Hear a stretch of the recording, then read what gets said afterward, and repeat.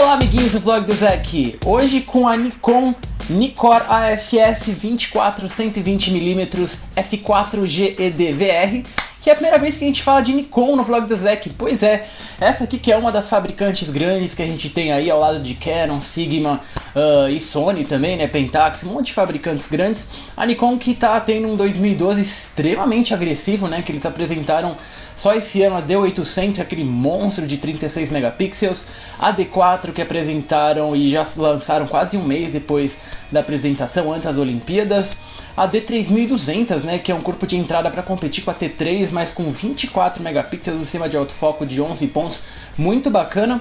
E então é relevante, né, a gente começar a falar também desse sistema que eu sei que muitos de vocês têm. Então vamos começar aqui abrindo a caixa. Essa daqui que veio lá da Henry's de Toronto, no Canadá, uma daquelas lojas bárbaras que você entra, eles têm todo um balcão de DSLRs, tem um pessoal que atende só pro médio formato, uma parede cheia de tripés. E peraí que eu já deixei cair aqui o HUD, deixa eu pegar pra vocês. Aqui um kit super completo, né, que vem com o HUD, o pouch, o manual. E vamos tirar aqui do pouch para vocês verem a lente, que é essa daqui, a Nikon AFS Nikkor 24-120 f4G EDVR. Primeira coisa que você nota é que é uma lente relativamente leve, se você considerar o tamanho dela, né? Ela não é tão pesada quanto eu estava esperando. São mais de 700 gramas, né? Ou seja, maior que o kit que a gente viu da T4i no vlog passado, mas ela não é tão pesada quanto você estava esperando. É um corpo feito de policarbonato, muito bem construído, né? E é uma zoom aqui de função normal, né? Você gira um anel e ela expande, né? Tem dois estágios aqui, com acabamento preto. Muito bacana aqui é a construção dessa lente. Vamos tirar as tampas para vocês começarem a ver melhor. E aqui na frente, né, a gente tem o primeiro elemento aqui. Ela aceita filtros de 77mm que não giram, que é legal para você usar com polarizadores. E essa aqui, né, a função da lente é uma lente de operação extremamente simples. Ela tem um botãozinho aqui do foco manual ou automático, ou seja, ela suporta o override, né? Mesmo que esteja no automático, você consegue girar aqui o anel de foco manual, e você pode colocar só o manual aqui, ou mesmo colocar lá na câmera, né? A Nikon que tem um botão na maioria das câmeras para você controlar isso também, não só esse switch. Aqui embaixo ela tem o liga e desliga do VR, que é normal que a gente tem, né? Você pode desligar se você estiver fazendo gravação de vídeo em tripé. E tem aqui uma coisa que a gente não tem na Canon, que são dois modos normal, que ele vai corrigir movimentos pequenos, né? Simplesmente a vibração. Ele vai só corrigir a vibração quando você estiver fazendo a foto, que é diferente do Active, que ele vai corrigir movimentos grandes, né? O normal ele não vai corrigir movimentos grandes, que ele considera que isso é composição. E o Active ele vai corrigir inclusive esses movimentos, que é bacana quando você está em movimento, seja andando de carro e você quer que fique estabilizado a lente. Mesmo assim, o Active ele vai corrigir esses movimentos maiores. De resto, um detalhe muito engraçado é que essa lente, o anel de foco manual tá aqui atrás, enquanto o zoom tá aqui na frente, que é o contrário que a gente está acostumado na Canon, que o de zoom tá aqui atrás e o de foco tá lá na frente, que é uma coisa que eu gostei, né? Você tá segurando aqui o anel de foco bem mais próximo do seu olho, dá uma firmeza maior na lente. E é isso daqui, gente. Ela é parcialmente weather sealed, ela tem aqui um gasket de borracha e vedação em todos os botões, já na linha de distância que a gente está acostumado, né, para quando você vai fazer focagem, né, street shooting, você nem olha no seu visor e já foca, deixa uma distância pré-determinada. E é isso daqui, muito bem construído, uma delícia de usar. Vamos montar um corpo para vocês terem noção do tamanho aqui na D800. A Nikon, que é diferente da Canon, tudo é ao contrário, né, aqui você monta girando pro sentido horário, enquanto na Canon a gente monta ao contrário. Então você gira aqui, montou aqui a D800, que é um corpo full frame, fica super gostoso de usar, super bem balanceado. Vamos montar aqui o HUD também, que é só ligar aqui o branquinho com o outro branquinho. Cadê os branquinhos? Ah, tá aqui.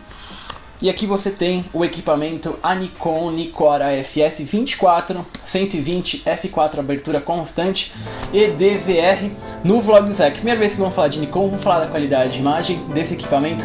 E um beijo para todos vocês.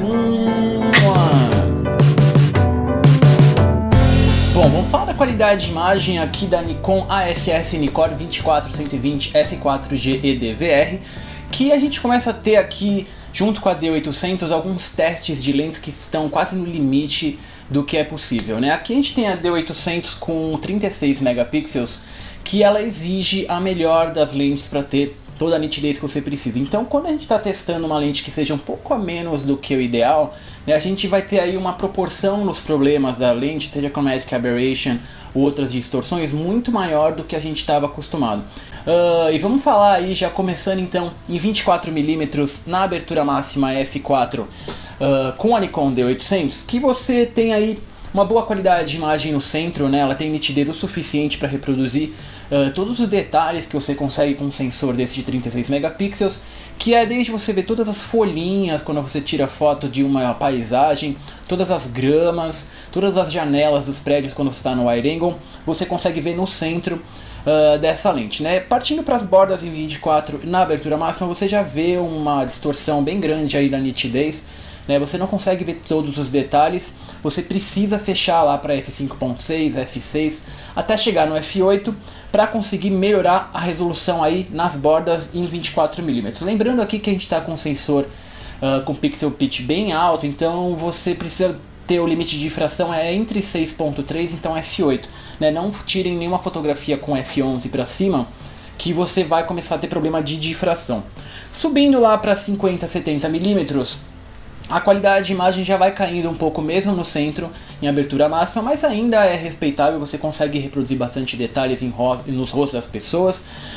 E na borda também você tem os mesmos problemas do wide angle na abertura máxima. Fechando melhora um pouquinho, mas já é uma zoom aí que não tem a mesma qualidade dos 24 até os 70.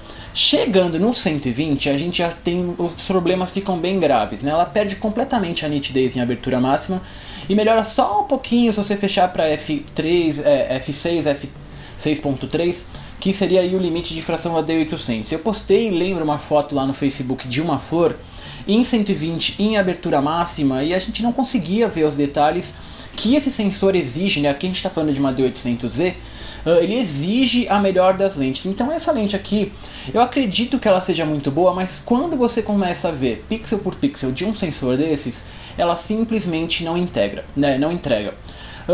Mas de qualquer maneira, você vai conseguir ter ótimas fotos aí em todo esse range. Lembrando que ela tem alguns efeitos um pouquinho crônicos que eu não gostei nem um pouco, especialmente o chromatic aberration lateral.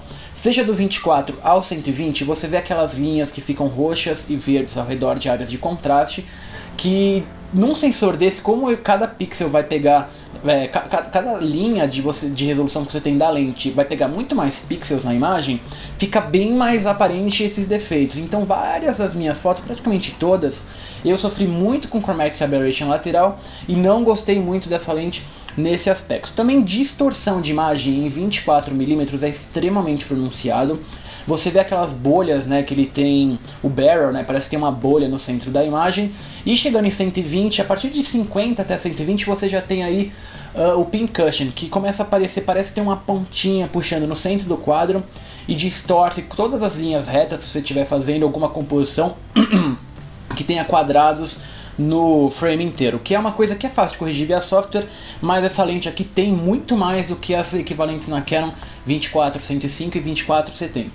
Mas de qualquer maneira, levando em consideração que isso aqui é uma walk-around lens, é para você usar durante todo o dia, né, e fazer várias fotos, é uma excelente opção aí para quem está procurando equipamento relativamente barato, abaixo dos $1.500. E gente, finalmente tivemos então nosso primeiro vlog sobre Nikon, aqui com a Nikon AFS Nikkor 24-120 f4 GED-VR, que é uma lente que eu gostei bacana, né? Eu gostei muito das cores que ela reproduz, mas a gente está começando aqui a chegar no limite desses sensores com pixels demais, e esses defeitos como chromatic aberration e distorções tornam outras proporções.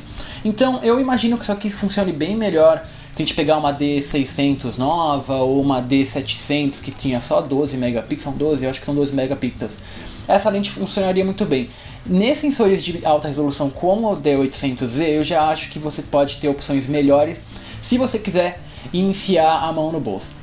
Esse foi o Vlog Zé, que vou mandar beijos pra vocês, que eu sempre mando aqui, todos os beijos que eu vi no último vlog sobre a T4i, que foi o Dedi Teles que mandou o primeiro lá dos abraços, né? O Matheus Bertolucci, o Rickson Miranda, o King Tabor, o Photovlog Studio, que é um menino, eu não sei nem a idade nem o nome dele ainda, nem de onde ele é, Mas são 2 vídeos que ele postou já e é super divertido. Ele tá dando informações com tanta qualidade quanto o nosso vlog ou outros sites que você vê com mais qualidade ainda, de uma maneira extremamente didática, e é super bem organizado o script dele. Vão lá ver o Photovlog Studio.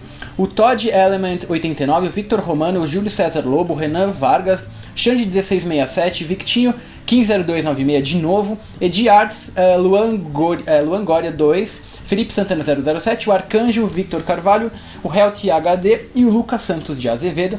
Esse é o vlog do Zé, que nós estamos no YouTube, no Vimeo, estamos sociais lá no Facebook, eu sempre posto alguma coisa pra vocês, estamos no Twitter, que eu falei que ia gravar hoje, temos também as fotos no Flickr e no Tumblr. Vamos ver o Pixel Peep dessa lente aqui, que ela entrega, tá? No centro ela até entrega a resolução que você precisa em 24mm, mas tem outras opções, vocês conseguem ver melhor lá no Pixel Peep os problemas que eu tô falando aqui pra vocês.